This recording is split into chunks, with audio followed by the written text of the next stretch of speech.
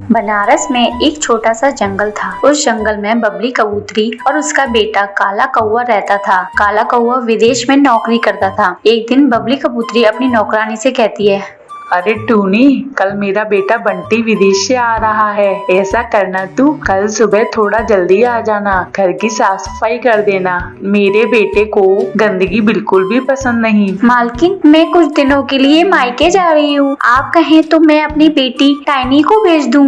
अच्छा ठीक है, तू अपनी बेटी को ही भेज देना। इस उम्र में मुझसे काम भी तो नहीं होता। तेरी बेटी रहेगी तो साथ में मिलकर काम कर लेगी। अगले दिन टाइनी चिड़िया अपनी माँ की जगह बबली कबूतरी के यहाँ काम करने आती है। तू आ गई टाइनी, ये ले सब्जी काट दे, तब तक मैं नहाने जा रही हूँ। टाइनी चिड़िया हॉल में बैठकर सब्जी काटने लगती है। तभी दरवाजे की बेल बजती है। अरे टाइनी, जरा दरवाजा खोलकर तो देख बेटा कौन है। ठीक है आंटी, मैं देखती हूँ। टाइनी चिड़िया दरवाजा खोलती है। सामने काला कौवा खड़ा होता है। अरे, मेरे घर में इतनी खूबसूरत चिड़िया कहाँ से आ गई? कहिए, आपको किससे मिलना है? आप अंदर आइए, मैं अभी आंटी जी को बुला कर लाती हूँ। तभी बबली कबूतरी वहाँ आ जाती है।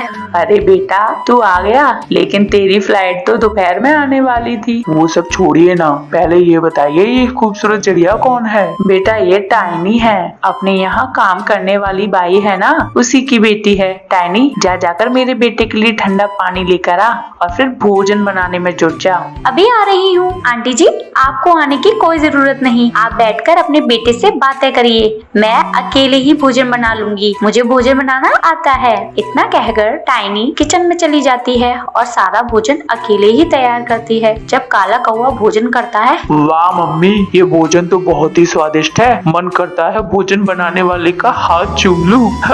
ये सब सुनकर टाइनी शर्मा जाती है। सच में टाइनी, तूने भोजन तो बहुत ही स्वादिष्ट बनाया है। इतना स्वादिष्ट भोजन तो तेरी माँ भी नहीं बनाती थी। इस तरह एक सप्ताह गुजर जाता है। कालू कौवा टाइनी को मन ही मन पसंद करने लगता है, लेकिन उसने ये बात अभी तक टाइनी को तो नहीं बताई थी। इसी बीच टूनी चिड़िया काम पर वापस लौट आती है और उसकी बेटी टाइनी काम पर आना बंद कर देती है। टाइनी के न आने से कालू कौवा बेचैन हो जाता है। एक दिन वो अपनी माँ से अपने दिल की बात बताता है। ये तू क्या कह रहा है बंटी? तू एक नौकरानी से शादी करना चाहता है? हरगिज नहीं, मैं कभी भी एक नौकरानी को अपने घर की बहू नहीं बना सकती। तो ठीक है माँ, अगर आपने मेरी शादी टाइनी से नहीं करवाई तो मैं जिंदगी भर कुंवारा रहूंगा। अब बबली कबूतरी के पास कालू कौवे के जिद के मानने के सिवा कोई दूसरा उपाय नहीं था। बंटी की शादी टाइनी से हो जाती है। इस तरह टाइनी चिड़िया नौकरानी से बबली कबूतरी के घर की बहू बन जाती है। एक दिन बबली की पड़ोसन बसंती काकी उसके घर आती है। टाइनी बहू आओ, यहाँ मेरे पास बैठो।